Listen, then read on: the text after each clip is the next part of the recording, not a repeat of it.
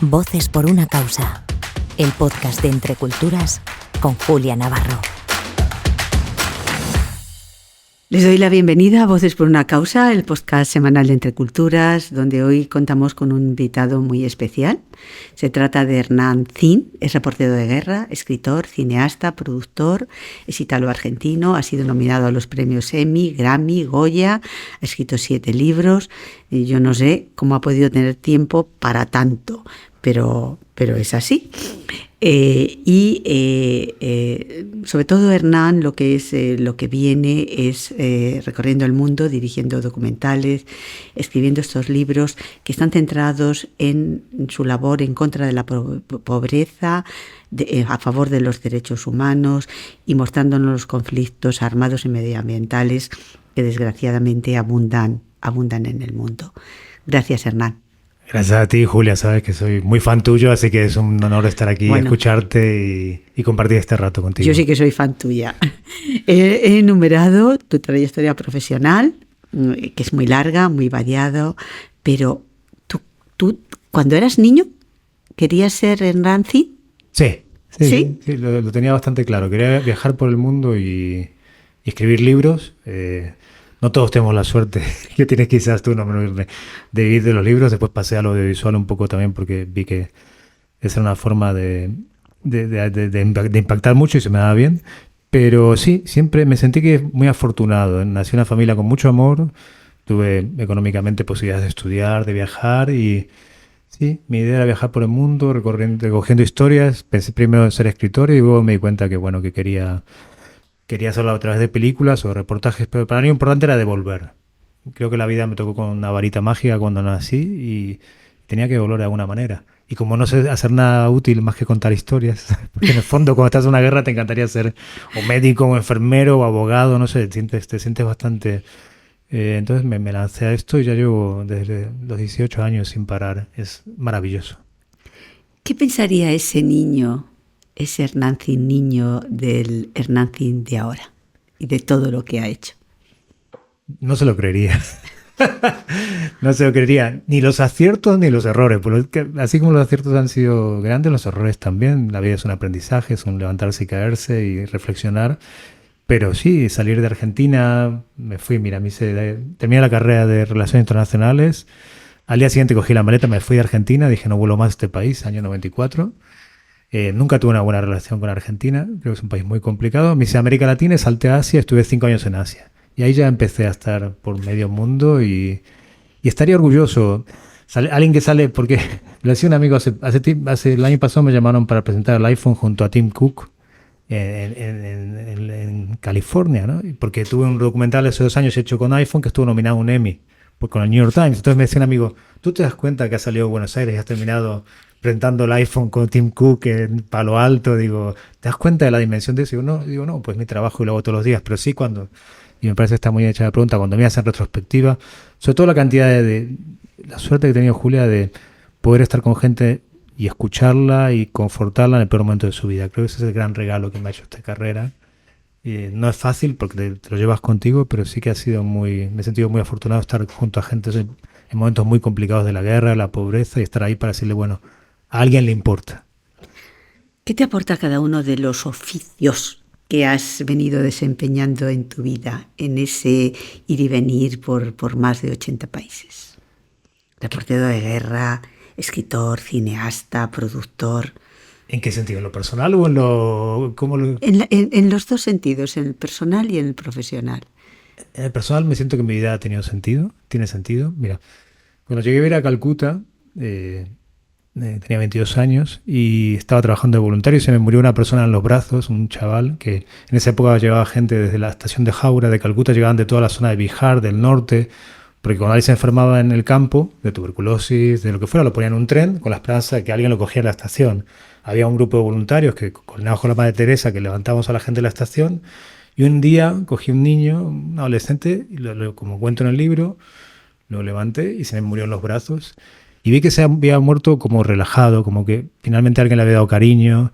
Y también he visto morirse a mucha gente muy tensa. Entonces siempre he pensado, bueno, el día que me muera o como estoy por morir, ¿cómo quiero despedirme de esto, ¿no? Y de alguna manera mirar hacia atrás y decir, he hecho lo mejor que he podido, mi idea tenía un sentido, he dejado una impronta en este mundo, no he pasado puntillas, para lo bueno, para lo malo, he estado ahí presente y luchando por las causas que creía que eran justas, ¿no? Entonces, así es como veo estos 22 años, con decir, lo he intentado y en algunas veces me salió bien y otras peor, pero he estado ahí y el día que me muera puedo morir ya mismo y estar en paz conmigo mismo. Creo que esa es una de las claves de la vida tarde, no estar tanto en el presente y decir, vale, cuando me muera, ¿cómo quiero mirar hacia atrás? ¿Cómo me quiero recordar? ¿No? Y yo me podría ir ya mismo con mucha tranquilidad. No te vayas. No me voy. No, tengo que ir a Gaza primero, tengo que hacer muchas cosas. Sí, pero... No te vayas y vamos a hablar de tus libros. Sí. Enuméralos. ¿Los títulos? Bueno, un voluntario en Calcuta, que de mis años en Calcuta. Después helado de patatas fritas, que fue una anuncia de los pederastas en Camboya. Estuve un año siguiendo pederastas. Sirvió para meter a más de 100 pederastas en la cárcel. Inició un movimiento, fuimos al Parlamento Europeo. Después la libertad del compromiso, que sobre gente que cambió su vida, lo dejó todo para irse a hacer algo por los demás. Yo sobre Gaza, la primera gran guerra en Gaza, 2006, que estuve 4 meses. Uno que se llama Aviones no tripulados, que nunca llegó a publicar, sobre los drones en la guerra. Empezaban ya estos drones en la guerra de Gaza y Líbano, lo vi, digo, esto va a cambiar el paradigma de la guerra. Después Quería Guerra Mía, que es una novela de humor sobre un reportero de guerra. Y este último, Lecciones de una vida en guerra, que son la reflexión sobre estos 22 años en la guerra y en la pobreza extrema que he aprendido. ¿Qué has aprendido? Bueno, último capítulo, ríete de todo, Julia. Ríete de todo, pero bien, con amor, con digamos, la sonrisa es lo que nos salva. En medio de la guerra, los reporteros de guerra tenemos un sentido de humor muy afilado, porque cuando entras al hospital de Al-Shifa, que ya no existe más, o lo están reconstruyendo, yo he entrado muchas veces y me he encontrado con pilas de niños muertos. Cuando vuelves al hotel por la noche con tus amigos o haces una broma o te vuelves loco. Y la gente de Gaza tiene un sentido del humor, los palestinos tienen un sentido del humor, que creo que es lo que le ha permitido a 75 años resistir. Son muy, muy graciosos. Creo que es una de las grandes virtudes que tenemos como seres humanos, una gran muestra de inteligencia, saber reírte de ti mismo. Ese es el último capítulo, entre medio de 22 lecciones más, pero a mí me gusta esta, la de ríete de todo, toma perspectiva y no te tomes todo tan en serio, no seas tan dramático ni te estás centrado en ti mismo, sino que, no sé, esto es un viaje muy apasionante y también puede ser divertido. Te pregunto, tú escribes, pero también tienes la otra faceta, la de el audiovisual. ¿Cuál crees que es el formato mejor para intentar que la gente tome conciencia de todas esas cosas que están pasando en el mundo? Vale.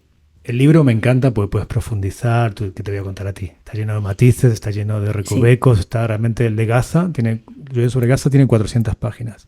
Lo que pasa es bastante...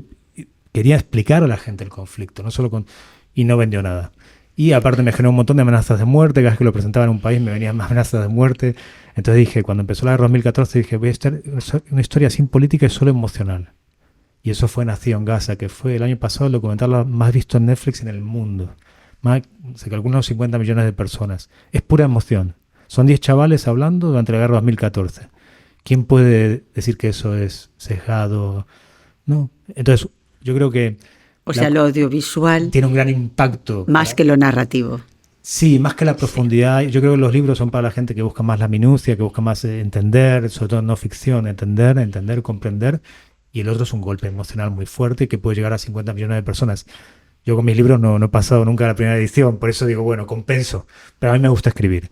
Y un buen producto audiovisual sale de la escritura. Claro. Me pasa mucho con los chicos en la productora, que los jóvenes no saben escribir.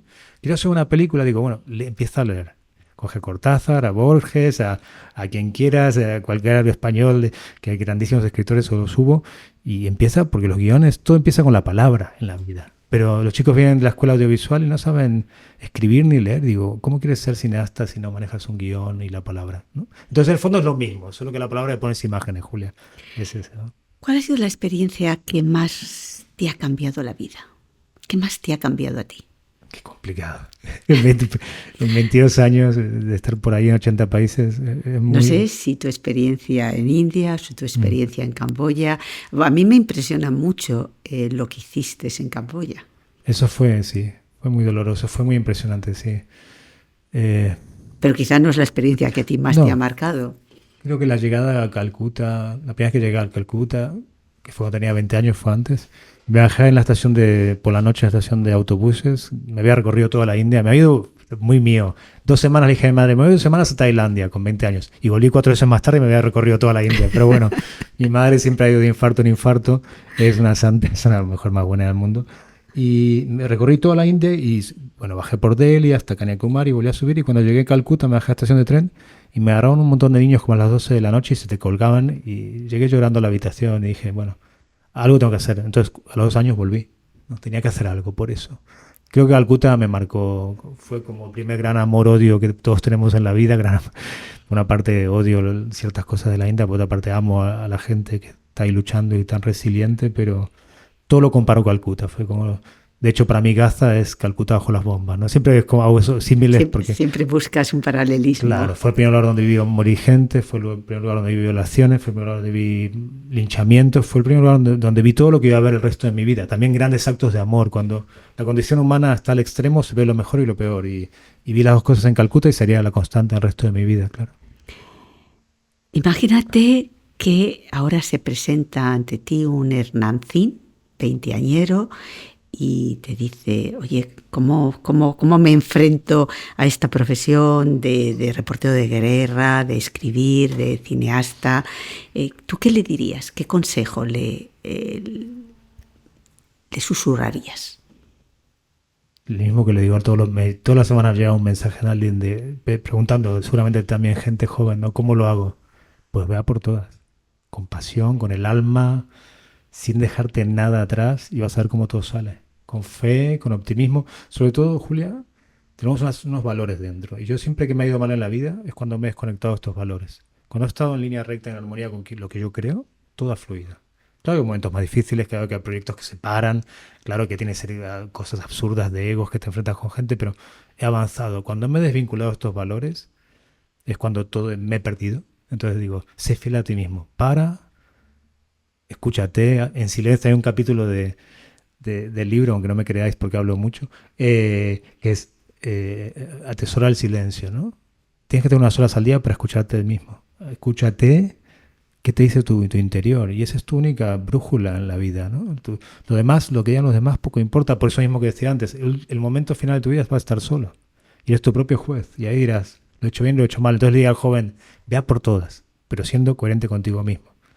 Vea por todas. De todo lo que has hecho, ¿de qué es lo que más satisfecho te sientes, Hernán? De haber sido buena persona. De ser...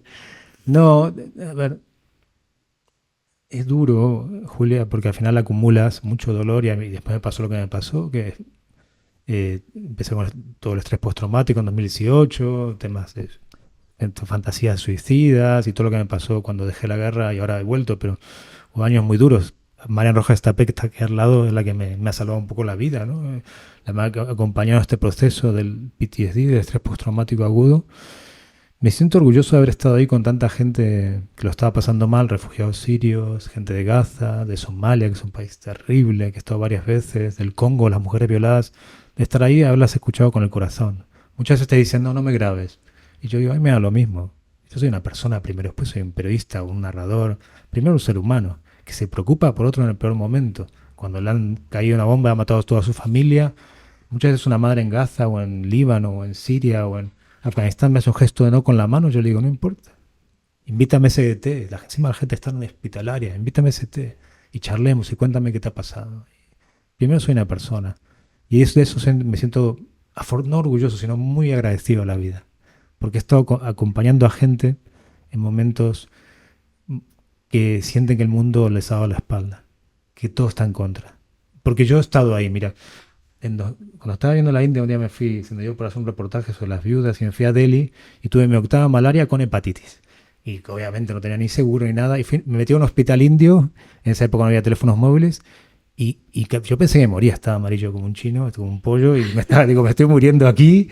Pero no me daba rabia morirme con 24 años, me daba rabia que nadie se enterara, que nadie le importara, que era un hospital indio y todo el mundo pasaba por delante y me miraban como si fuera...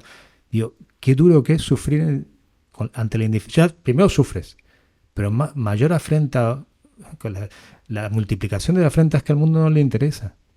Entonces digo, me voy a morir solo, mi familia no se va a enterar, pero sobre todo solo. Entonces dije, bueno, Entonces ahí comprendí que cuando llega un reportero de fuera que parece alguien importante, aunque somos unos, ya sabes, estamos pelagatos, pero bueno, la persona está sufriendo y dice, a alguien le importa. Que no me grabe porque estoy en un mal momento, que no me tome notas, pero que me escuche. Y eso creo que es reconfortante, ¿no? Y ojalá ayude un poco a matizar los traumas, haya servido. Y para las familias quizás fue importante que alguien de fuera estuviera con ellas y las acompañara, ¿no? Y le mostraba que al mundo le interesa. Es que mira, aquí nos han vendido una historia que es terrible, vista con la perspectiva de alguien que ha estado en 80 países de que somos diferentes. Y somos todos iguales, Julia. Lo que yo he visto es que el 99% de la humanidad quiere vivir bien, con su familia, tener su trabajo digno, que no la molesten. Somos todos idénticos. Hasta genéticamente, solo hay 2 genes de diferencia. Somos todos iguales. Entonces, nos han vendido la frontera, las banderas, nos han dividido, nos han troceado. Y al final, visto en perspectiva, con la perspectiva del tiempo, pensemos que somos un planeta que gira alrededor de un sol, que hay 300.000 soles iguales, en una galaxia que hay infinita cantidad de galaxias, de universos. ¿Qué somos? Nada. Un parpadeo en el tiempo y en el espacio. Entonces, ¿por qué dividirnos? ¿Por qué enfrentarnos? Y eso es algo que también, con lo cual me reveló mucho en el libro. Tengo varios capítulos de vida, porque no somos uno todos. Somos uno. Cuando leía tu libro, y como los otros, pero sobre todo este último, pensaba, Hernán podría decir, o podría haber titulado este libro como tituló Neruda, sus memorias, confieso que he vivido. Sabes que lo he pensado mucho mientras lo escribía, sí. ¿No? Pero tú también podrías decir, confieso que he vivido, has tenido una vida inalcanzable para el común de las personas, has hecho una elección muy difícil, que es la de poner voz a los que no tienen voz. Así que muchas gracias, Hernán, y muchas gracias por estar aquí y acompañarnos en Voces por una Causa, que como pueden, después de haber escuchado a Hernán, pueden darse cuenta de que la suya es una causa que abarca mucho, pero hasta ahora llegas a todo. Muchas gracias, Julia. Muchas gracias. Un placer y maravillosas preguntas. Gracias. Y a todos ustedes, gracias por escucharnos una semana más y hasta la semana que viene. Voces por una Causa, el podcast de Entre Culturas con Julia Navarro.